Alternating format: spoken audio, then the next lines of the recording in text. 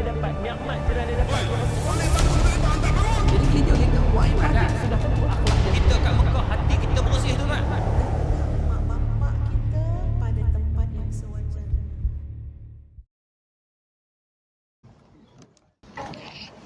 Bismillahirrahmanirrahim. Assalamualaikum warahmatullahi wabarakatuh. Alhamdulillahi rabbil alamin. Wabihi nasta'in ala umuri dunya wad din. Wassalatu wassalamu ala ashrafil anbiya'i wal mursalin wa ala alihi wa sahbihi wa man da'a bida'watihi wa man sanna bisunnatihi ila yaumiddin. Rabbana syrah lana sudurana wa yassir lana umurana wahlul 'uqdatam min alsinatina yafqahu aqwalina. Subhanaka la ilma lana illa ma 'allamtana innaka antal alimul hakim. Wala haula wala quwwata illa billahil aliyil azim. Rabbi yassir wa la tu'assir. Rabbi tammim bil khair. Muslimin dan muslimat rahimakumullah. Alhamdulillah kita bertemu siri kuliah pada kali ini. Kalau pada siri yang lepas kita telah membahaskan satu hadis yang ke-119, yaitu larangan Nabi Muhammad sallallahu alaihi wasallam daripada kita menghina atau menyakiti wali-wali Allah. Siapakah wali-wali Allah? Antara orang yang digolongkan sebagai wali Allah ataupun kekasih Allah, iaitulah para ulama. Siapa dia ulama? Ulama asal daripada perkataan alim. Alim artinya mufrad, single. Kalau ulama artinya golongan orang-orang alim. Ulama artinya golongan orang-orang yang alim. Siapa yang boleh kita panggil orang alim? Alim kita faham maksud orang yang mempunyai ilmu pengetahuan yang sangat mendalam dalam sesuatu perkara. Itu dari segi lughahnya. Alim artinya orang yang mempunyai suatu ilmu pengetahuan yang sangat mendalam dalam sesuatu perkara. Maka kalau kita berdasarkan kepada mafhum ataupun kefahaman lughah, maksud alim itu siapa saja boleh jadi ulama. Mungkin datuk dalam bisnes, alim dalam bidang, orang alim dalam bidang bisnes. Mungkin orang yang alim dalam bidang perubatan, dia mempunyai bidang pengkhususan yang sangat mendalam dalam bidang ilmu perubatan, dia dipanggil orang alim dalam bidang ilmu perubatan. Orang yang mahir dalam bidang ilmu teknologi, maklumat, umpamanya hari ini ICT dan sebagainya, maka dia dipanggil orang alim. Tetapi berbeza dengan ulama. Ulama ini dikatakan hanyalah khusus gelaran diberikan kepada orang-orang yang alim dalam bidang ilmu agama. Itu dipanggil orang alim. Nah, khusus dalam Al-Quran hanya sebut pada 2 tempat sahaja tentang sebutan orang-orang yang alim, tentang cerita tentang orang-orang yang alim. Maka kita faham bahawa orang yang alim ini adalah terdiri daripada golongan aulia. Ini orang-orang yang sangat dikasihi oleh Allah Subhanahu wa ta'ala. Sebab itu dalam Al-Quran Allah Ta'ala mengangkat darjat orang-orang yang alim. Sebagaimana firman Allah Subhanahu wa ta'ala, yarfa'illahu alladhina amanu minkum walladhina utul ilma darajat. Diangkat, Allah Ta'ala mengangkat darjat-darjat. Siapa dia? Yang pertama orang yang beriman. Allah Ta'ala angkat darjat dah. Siapa dia yang kedua? Iaitulah orang-orang yang alim ataupun ulama. Orang yang dianugerahkan ilmu pengetahuan, yakni ilmu agama kepadanya. Itu Allah Ta'ala angkat darjat orang yang alim. Orang yang alim ini adalah orang yang paling takut kepada Allah. Innama yakhshallaha min ibadihi al-ulama. Allah Ta'ala kata dalam surah Fatir ayat yang ke-28, sesungguhnya orang yang paling takut di kalangan hamba-Ku kepadaku iaitulah orang-orang alim, al-ulama. Dia tak takut, dia hanya takut kepada Allah Subhanahu wa Ta'ala, dan dia tidak takut kepada manusia ataupun makhluk. Ini orang alim. Kan? Ini orang alim. Sebab itu siapa-siapa yang Nabi kata, siapa-siapa yang nak mendapat kejayaan di dunia dan juga di akhirat, maka dia kena berusaha menjadi orang-orang yang alim. Kena berusaha. Ni kita tuan-tuan datang ke masjid, datang ke surau, datang ke majlis ilmu, membaca buku, membuat kajian, membuat rujukan, bertanya. Itu adalah usaha-usaha yang sekadar kita mampu lakukan untuk kita menjadi sedikit daripada ciri-ciri orang alim. Nabi sebut, man yuridillahu bihi khairan yufaqqihhu fid din. Barang siapa yang nak mendapat kebaikan di sisi Allah, maka berusahalah belajar tentang agamanya. Man yuridillahu bihi khairan yufaqqihhu fid din. Dalam hadis yang lain Nabi sallallahu alaihi wasallam sebut, man arada ad-dunya fa alaihi bil ilmi wa man arada al-akhirah fa alaihi bil ilmi wa man aradahuma ma'an fa alaihi bil ilmi. Apa maksud dia? Barang siapa mahu kebaikan dunia, maka hendaklah ke atasnya menuntut ilmu. Dan barang siapa ke atasnya menginginkan kehidupan akhirat, fa alaihi bil ilmi, ke atas dirinya juga kena menuntut ilmu. Dan siapa yang nak kebahagiaan dunia dan akhirat, maka kedua-duanya, dunia dan akhirat itu nak bahagia, kena menuntut ilmu. Itu untungnya jadi orang alim. Kan? Jadi orang alim. Kita ni tak sampai lagi lah tahap ulama. Kan? Ulama ni orang yang mempunyai ilmu agama yang sangat mendalam.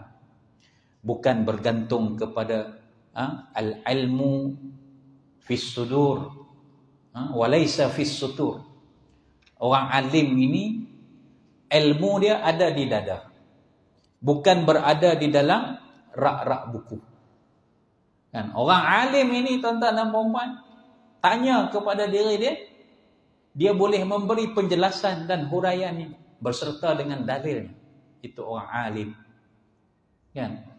Orang alim ini kita melihat ilmu itu ada pada diri dia. Itu dipanggil orang alim dalam bidang agama. Kan? Orang alim ni kita melihat ilmu itu ada pada dirinya. Dia jalan itu kita nampak jalannya, jalan berilmu. Kita tengok dia bertutur, dia berbicara, berbicara orang berilmu. Kita tengok dia makan, makannya makan orang berilmu. Kita tengok dia pakai, pakainya orang berilmu. Bukan dibuat-buat.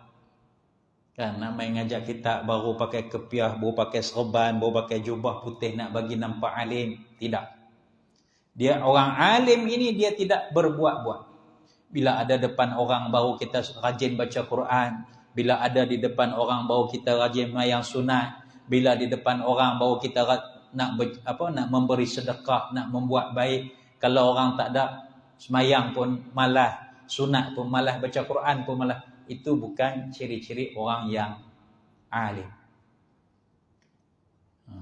Tak boleh tuan-tuan. Level saya ni tak boleh dipanggil orang yang alim. Table Pak Ngahmi lagi dahsyat lah. Tak maaf Pak Ngahmi saja, gurau saja. Kan, nak jadi orang alim ini tuan-tuan, sekurang-kurangnya dia menghafaz Al-Quran ataupun sebahagian daripada Al-Quran. Artinya banyak menghafaz Al-Quran. Sebab apa kena hafaz Al-Quran? Sebab Al-Quran itulah sumber pertama ilmu. Nak jadi alim, nak jadi ulama, dia kena faham, hafaz Al-Quran atau sebahagian Al-Quran beserta dengan ilmu-ilmunya. Ilmunya apa? Ilmu tajwidnya, ilmu tafsirnya, ilmu nasakh mansukhnya, ilmu asbabun nuzulnya. Tak boleh setakat nak baca Al-Quran, jadi qari, johan tilawah Al-Quran, tak boleh nak panggil ulama lagi selagi dia tidak menguasai ilmu tafsir Al-Quran, selagi dia tidak menguasai ilmu asbabun nuzul Al-Quran. Sebab apa ayat itu diturunkan? Dia nak kena tahu tu. Kalau tidak nanti dia akan membaca dalil yang tidak sesuai dengan dalalah, dengan asbab. Dia mengambil ayat yang tidak sesuai dengan perkara yang berlaku. Yang kedua, ilmu hadis. Sebab apa ilmu hadis? Sebab selepas Al-Quran, sumber ilmu adalah hadis. Nak kena tahu hadis sahih, hadis dhaif, hadis hasan li nafsih, hadis hasan li ghairih, hadis mutawatir. Orang alim. Nak kena tahu asbabul wurud, kenapa hadis itu disampaikan, kenapa Nabi menyebutkan hadis itu, asbabul wurud, dan ilmu hadis. Yang ketiga, dia kena menguasai ilmu qawaid fiqhiyah.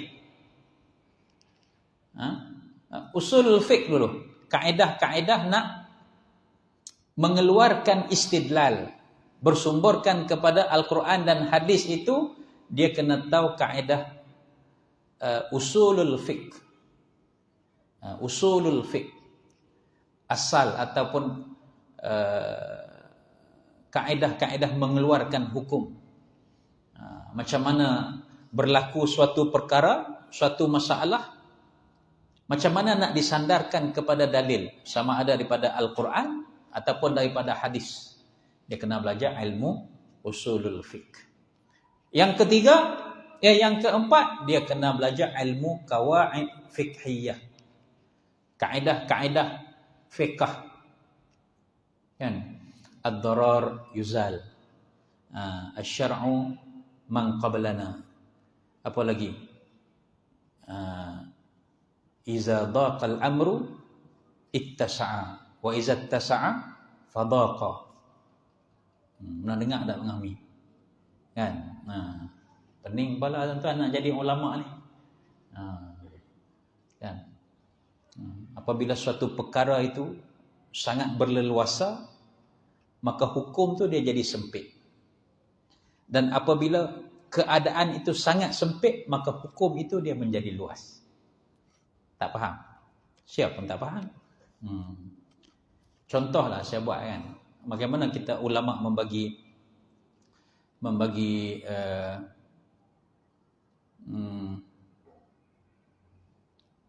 apa contoh yang mudah kita faham. Sukar sangat contoh bila kita tawaf. Tawaf sentuh lelaki perempuan yang bukan mahram kita, batal wuduk. Susah tak kita? Kan keadaan yang sempit, bukan sempit maksud ni, sempit ni hukum. Keadaan tu susah nak mengelakkan daripada berlakunya itu. Maka apabila terlalu sempit, maka hukum itu dilonggarkan sikit. Diberi kemudahan sikit.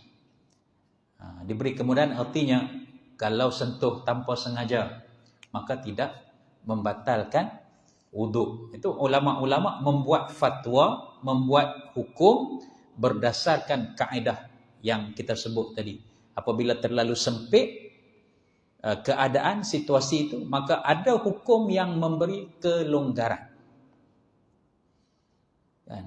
Macam contoh, apabila kita tidak ada makanan yang halal, melainkan makanan yang haram, tapi kalau tak makan makanan haram itu boleh menyebabkan kita mati ataupun membawa kemudaratan, sempit, maka dilonggarkan sikit. Diberi keringanan. Dan sempit. Dia dipanggil Islam ini, agama dia bertolak ansur, bertimbang rasa. Kan? Bil elektrik sampai 3 bulan tertunggak. Kan?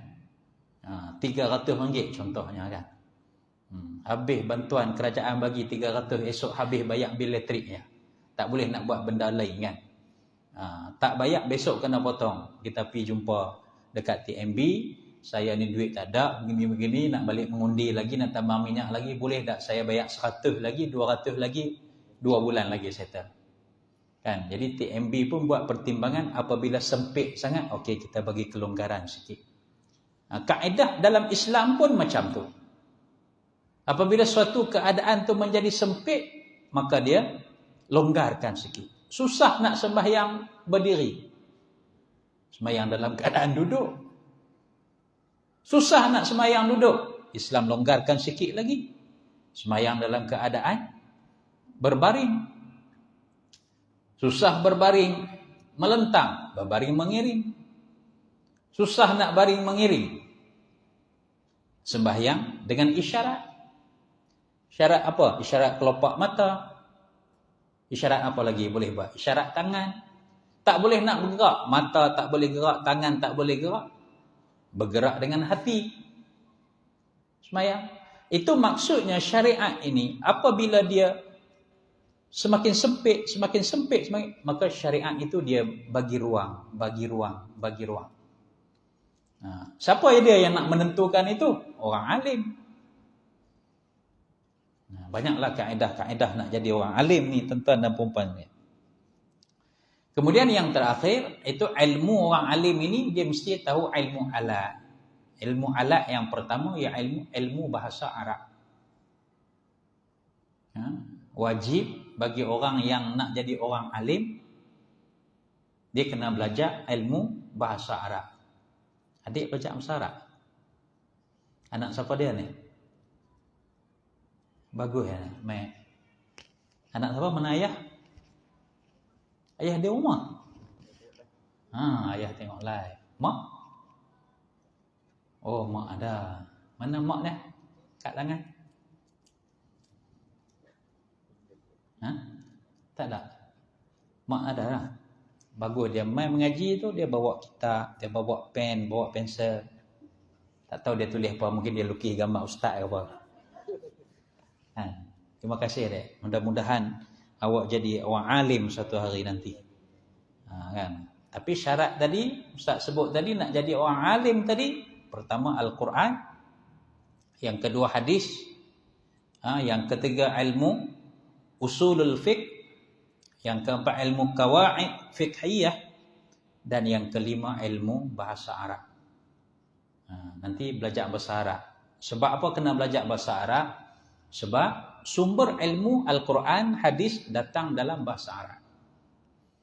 Tidak nak jadi orang alim, dia kena menguasai ilmu bahasa Arab, barulah dia dapat memahami Al-Quran dan hadis dengan tepat.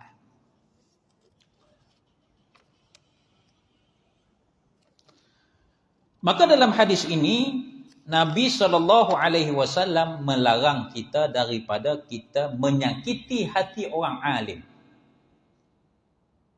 Man ada li waliyan faqad azantuhu bil harbi. Siapa-siapa yang menyakiti hati wali-waliku, yakni orang yang aku kasih, terdiri di kalangan para alim ulama ini, maka aku mengisytiharkan perang terhadapnya. Ini Nabi Allah, dia mengisytiharkan perang kepada orang yang menyakiti hati orang alim, tuan-tuan guru, para alim ulama. Kita tak boleh nak sakiti mereka sebab mereka dikasihi oleh Allah Subhanahu wa taala. Selain daripada ulama, kita juga mungkin boleh tergolong di kalangan wali-wali Allah. Wali-wali Allah terdiri daripada ulama, itu jelas. Ulama yang macam mana? Ulama yang hanya takut kepada Allah dan tidak takut kepada selain daripada Allah, maka itu ulama yang menjadi kekasih Allah. Dah kita boleh jadi kekasih Allah dah? Boleh. Apa tanda kita sebagai kekasih Allah? Para alim ulama menetapkan antara orang-orang yang contoh kekasih Allah, itulah hati yang mudah memaafkan orang lain dan tidak suka menyimpan dengki dan kebencian kepada orang Islam. Itu tanda wali-wali Allah, kekasih-kekasih Allah. Maksudnya Allah Ta'ala kasih kepada seseorang yang mempunyai hati yang suka memaafkan kesalahan orang lain dan tidak menyimpan dengki, kebencian. Memaafkan. Saya maafkan Pak Ngami. Apa saja kesalahan yang Pak Ngami pernah buat dekat saya maafkan. Saya tak ada simpan sedikit pun.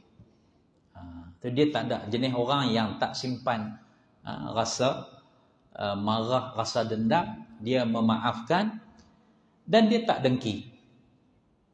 Tak dengki ni maksudnya apa? Dengki ni satu, hasad ni satu. Dengki ni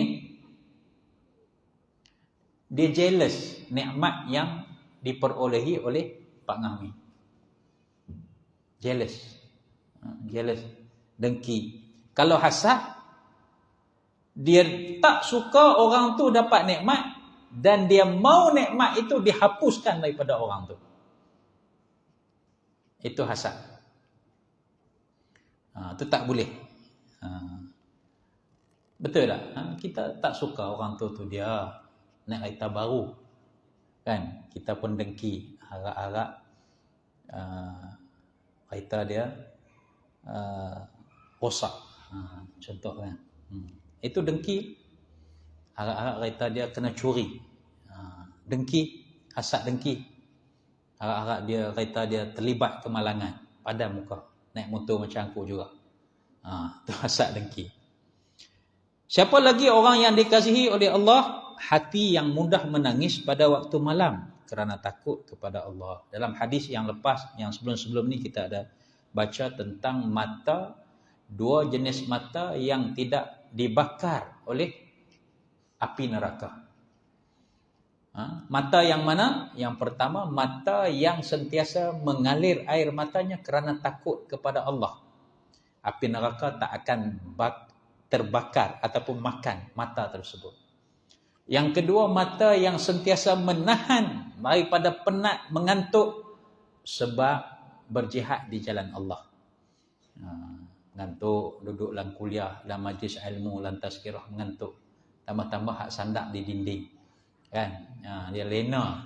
Tapi bukan hak di sinilah, maksudnya kita duk tahan kan, duk tahan, tak lena tu. Artinya mata tu sedang berjihad. Berjihad untuk berada di jalan Allah. Maka mata yang menahan diri daripada mengantuk itu, api neraka pun tak boleh bakar pada mata tersebut. Dahsyatnya janji Allah. Yang ketiga, hati orang yang ikhlas dan redha dengan segala ketentuan Allah Ta'ala. Payah nak dapat yang ni tuan-tuan. Tanda kita ni wali tak wali, bila hati kita ni redha. Redha dengan ketentuan Allah. Redha dengan ketentuan Allah. Bila berlaku satu musibah atau berlaku suatu perkara yang kita tak suka, lalu hati kita ingat, ini ketentuan yang Allah Ta'ala takdirkan berlaku pada diri aku, dengan sebab kecuaian aku, dengan sebab kelalaian aku, dengan sebab dosa aku, sebagai satu kifarat kepada diriku. Sandar terus kepada Allah. Dan dia tak merasa kecewa, tak merasa putus asa, tak merasa hilang semangat, tak merasa down.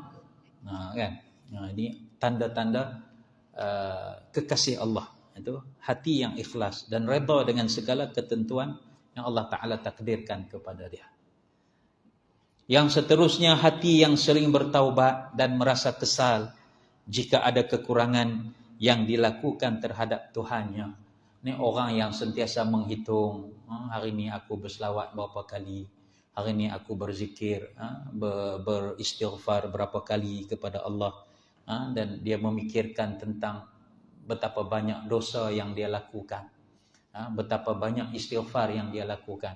Ini orang yang berfikir macam ni, tuan-tuan, dia ada tanda-tanda golongan wali Allah.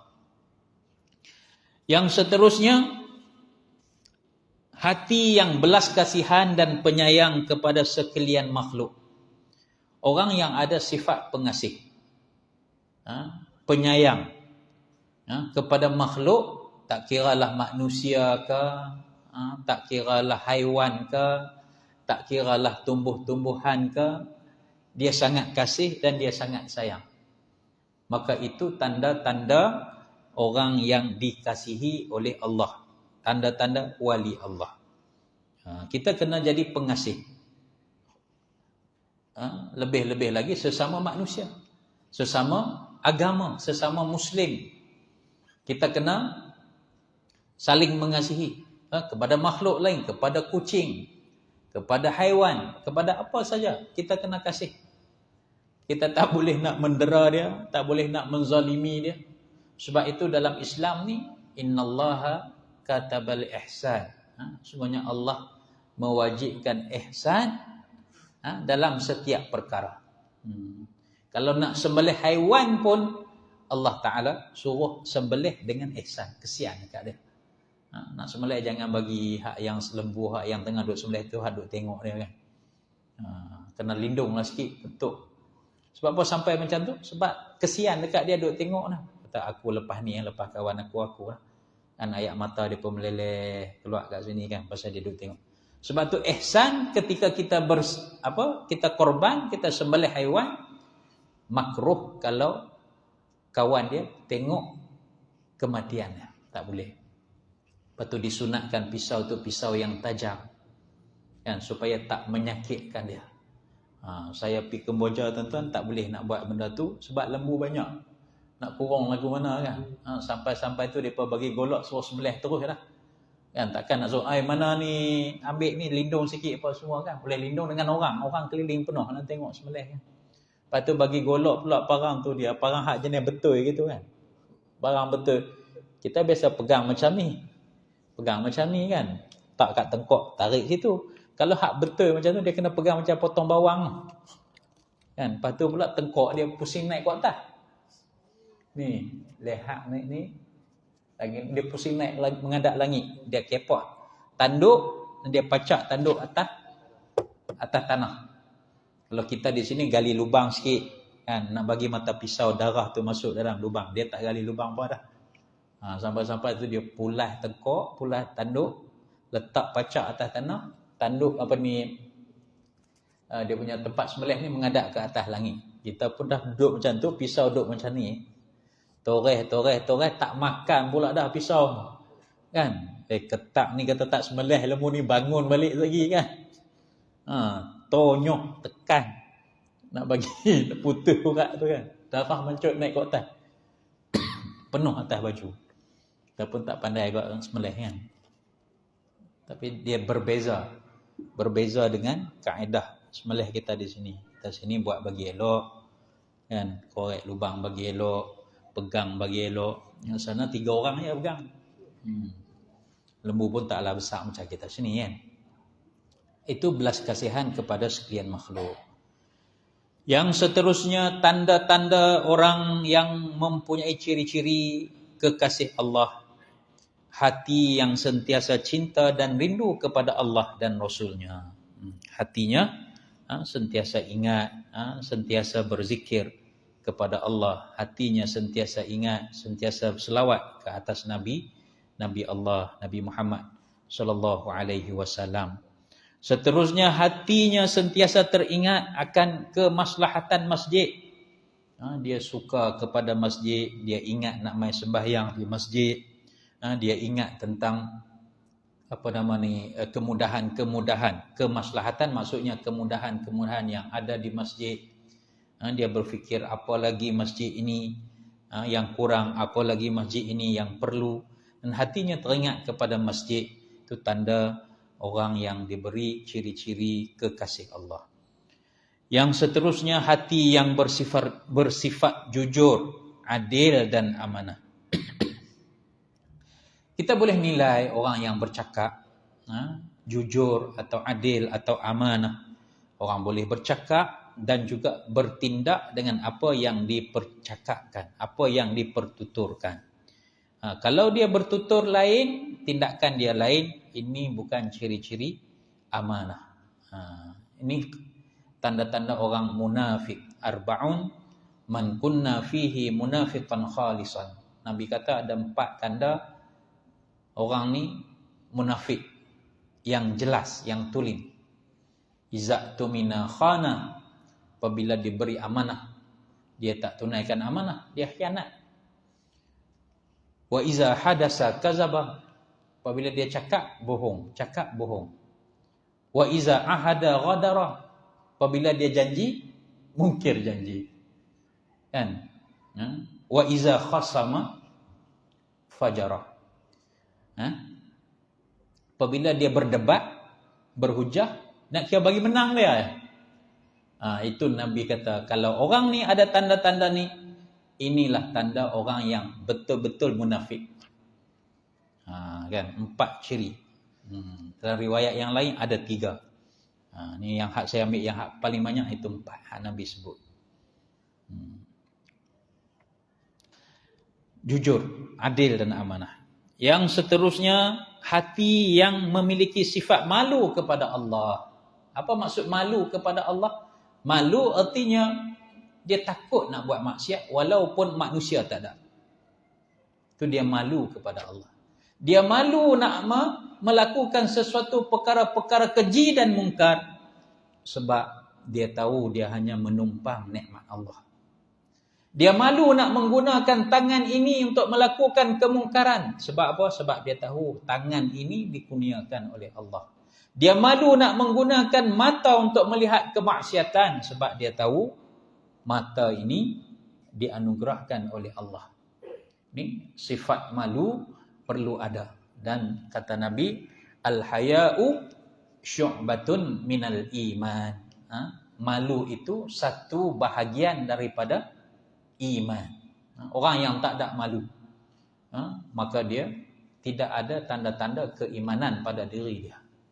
Tak malu, pakaian yang mendedahkan aurat tak rasa malu, ambil rasuah tak rasa malu, buat berkesedudukan, buat berzina, minum arak, macam-macam lah, buat kemaksiatan, tidak ada rasa malu.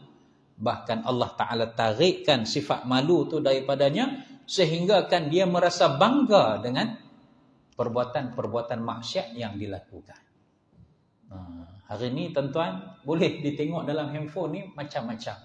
Dalam TikTok ada, dalam Facebook ada, terkinja-kinja, terhingguk-hingguk. Sebab apa? Sebab nak dapat apa tadi bang? Nak dapat gift. Sebab apa pulun sangat nak dapat gift tu? Dapat duit. Dia sanggup buat apa saja. Dalam Facebook, dalam media sosial tu, dia sanggup dedahkan aurat dia, dia bukakan baju dia supaya nak bagi orang tengok berapa lama. Berapa lama satu, dan berapa ramai satu, dan berapa banyak dia dapat kumpul gift. Semata-mata nak dapat duit, maka dia jualkan tubuh badan dia. Tak Sabri pernah tengok? Ajak Tak Sabri buka, bagi Tak Sabri tengok dalam Facebook. Kan? Dahsyat hari ni Ustaz. Fitnah itu yang Nabi sebut akhir zaman ini, fitnah-fitnah akan masuk melalui corong atap rumah kamu. Hadis tu kita tak tahu apa maksud dia. Inilah. Kan dia boleh masuk. Corong fitnah tu tak gaduh kita keluar. Pi keluar baru dapat fitnah. Duduk dalam rumah, duduk dalam bilik, duduk kurung dalam bilik pun sebenarnya fitnah boleh datang. Nabi sebut dah, lama dah Nabi sebut fitnah akhir zaman ni dia akan masuk melalui corong-corong atap rumah kamu. Inilah internet, televisyen, macam-macam media masuk. Nabi sebut daripada dulu lagi. Saya ambil masa sikit, ada sikit lagi nak habiskan ni. Yang seterusnya, hati yang sentiasa inginkan kebaikan kepada orang-orang lain. Bukan dia nak dapat baik untuk diri dia saja, dan dia juga berharap orang lain juga dapat jadi baik macam dia. Bukan dia nak kira jadi alim seorang, dia pun nak orang lain jadi alim. Bukan duk kira dia rajin beribadat seorang, tapi dia pun nak orang lain jadi rajin beribadat, rajin ajar orang, rajin dakwah orang, rajin nasihat orang. Yang seterusnya sifat sabar yang kuat dalam menghadapi ujian Allah. Dan yang terakhir melakukan perkara yang disukai dan diredai Allah dan tidak diketahui oleh orang lain. Apabila dia melakukan suatu perkara yang baik, yang diredai Allah, yang disukai Allah, dan dia tak suka orang tahu apa perkara-perkara baik yang dia buat. Dia tak suka nak tunjuk-tunjuk. Dan lebih baik orang tak tahu apa yang dia buat. Itu lebih tenang bagi diri dia. Setengah orang terbalik, kalau dia buat benda baik, orang tak tengok, jadi tak sedap hati pula kan. Berapa view hari ni? 3, alamak tak syok. Orang tak view tak banyak kan.